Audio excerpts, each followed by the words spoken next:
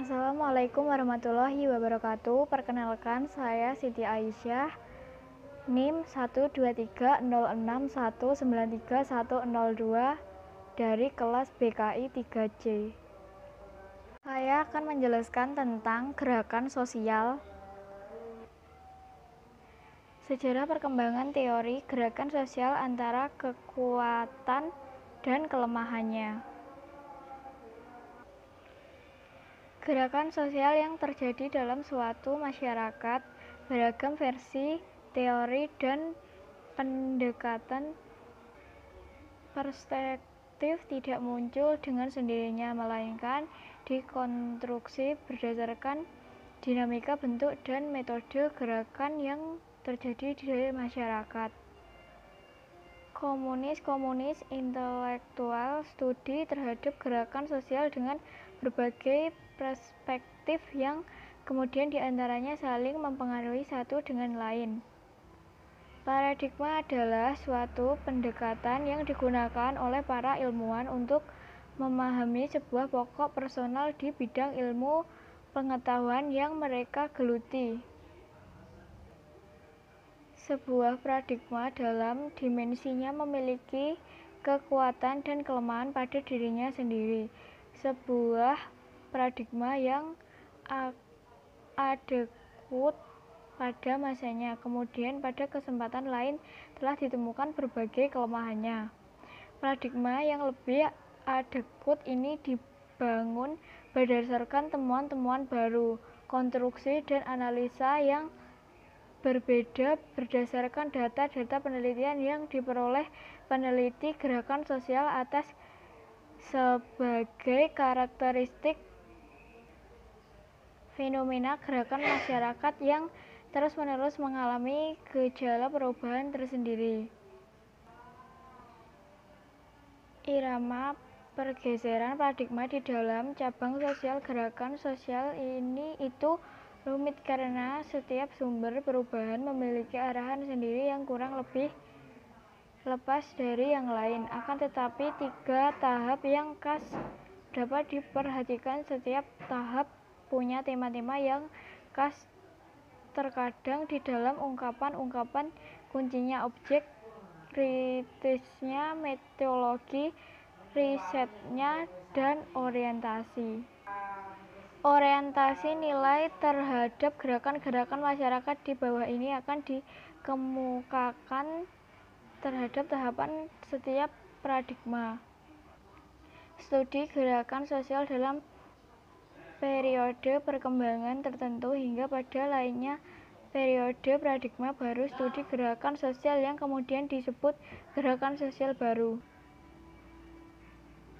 Perspektif studi gerakan sosial tradisi klasik dan neoklasik lama. Studi gerakan sosial klasik maupun neoklasik merupakan studi gerakan sosial yang berbilang relatif lama. Pada periode ini, penekanan utama pada unsur-unsur irasionalisme perilaku kolektif menjadi perhatian yang mendasar di dalam kajian gerakan sosial. Oleh karenanya, tidaklah mengherankan jika periode ini oleh sejumlah analis disebut periode klasik atau periode tradisi. Pada tahun 1930-an hingga memasuki era tahun 1960-an, studi gerakan sosial lebih difokuskan pada perspektif teori psikologi sosial, termasuk juga sebagai reaksi terhadap popularitas psikoanalisis dan pengaruh dunia nyata. Nazisme, fasisme, stalinisme, tindakan main hakim sendiri, misalnya dengan mengeroyokkan atau membunuh, termasuk juga kerusuhan-kerusuhan yang berbau ras. Secara umum, studi gerakan sosial klasik berorientasi pada teori-teori psikologi sosial yang menurut Rajendra Singh merupakan pencipta khas perspektif gerakan sosial klasik walaupun kemudian mendapat dimensi baru dalam studi gerakan sosial tradisi neoklasik. Hal yang paling mendasar dalam tradisi klasik bahwa sebagai besar studi dalam perilaku kolektif diarahkan pada berbagai bentuk perilaku kelompok kerumunan yang disebut crowd, dan crowd di sini merupakan kolektivitas yang luar haus darah rasional seperti nampak dalam berbagai tindakan antara lain kerusuhan, huru-hara, keributan, dan kerisauan hingga pada pemberontakan. Konteks sosial dan psikologi yang melatarinya. Pertama, lahir paradigma studi gerakan sosial periode klasik dan neoklasik. Gerakan sosial lama terkait dengan ruang lingkup konteks historis dinamika gerakan masyarakat yang berkembang luas, terutama di Amerika Serikat dan Eropa Barat umumnya. Hal ini terjadi persis pada masa rezim pergerakan anti-demokrasi dan represif telah menjadi kekuatan geopolitik utama di negara-negara Barat. Perkembangan ini lanjut memasuki Perang Dunia II sebagai buah militerisme, persaingan, dan konflik antara tiga negara, pergerakan antaranya tipe-tipe negara, dan antara masyarakat yang terbentuk melalui pergerakan-pergerakan yang telah mencapai kekuasaan dalam negara. Kedua, hal yang mengiringi lahirnya kompetisi di antara negara-negara adidaya pada saat ini adalah demokrasi pasar. Negara pasar di masyarakat pasar seperti Inggris Raya, Perancis, dan Amerika Serikat ketiganya berbentuk bersama dengan lahirnya kapitalisme industri, kemenangan liberalisme. Dalam artikel klasik pengaruh tradisi pemikiran dalam teori gerakan sosial klasik dan neoklasik. Dalam periode ini, perspektif psikologi sosial umum berkembang pesat di Eropa Barat dan di Amerika Serikat. Di dalam melakukan studi,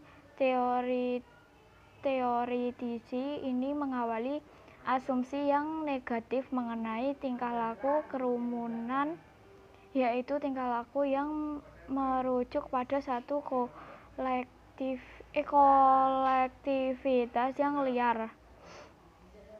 Dalam berbagai dinamika gerakan, berbagai asumsi ini dapat dilihat dalam beberapa karya besar di masa secara dominan. Pengaruh para psikologi sosial klasik seperti misalnya Gustav Le Bon, karya William McDougall, tema-tema dan kajian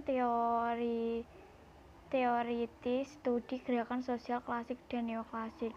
Adapun unit analisis yang pertama dipertemukan oleh para teoritisi adalah menyoroti interkoneksi perspektif psikologi sosial pada berbagai bentuk perilaku individu. Para peneliti perspektif ini telah memutuskan perhatian mengapa dan bagaimana individu-individu mengembangkan diri dalam sebuah gerakan, dan pada ciri-ciri yang khas yang membedakan individu-individu yang terlibat pada sebuah gerakan dari mereka yang tidak terlibat.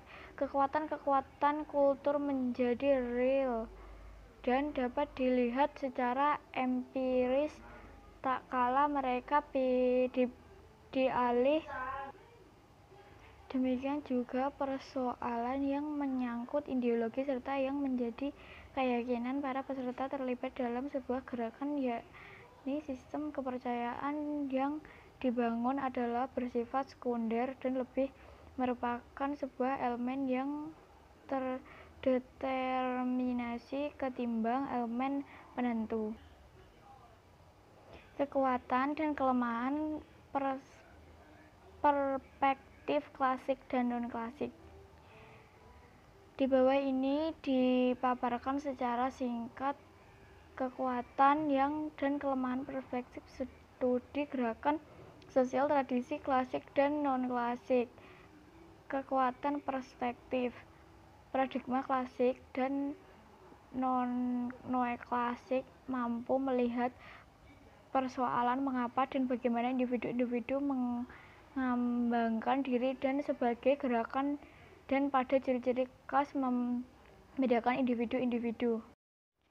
Ciri khas studi tradisi klasik dan neoklasik secara teoritik dibangun dalam bingkai psikologi sosial sehingga dalam tema-tema dan unit analisis kajian gerakan sosial diarahkan kepada kecenderungan fenomena perilaku tingkah laku.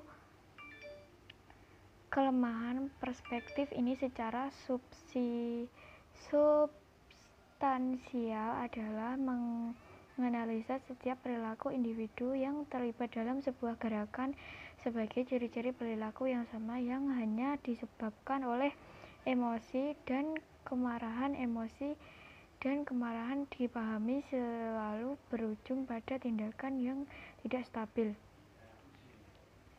Dalam setiap gerakan, para peneliti gerakan sosial ini menyembunyikan peran pemimpin gerakan sebagai aktor dan pemimpin gerakan tersebut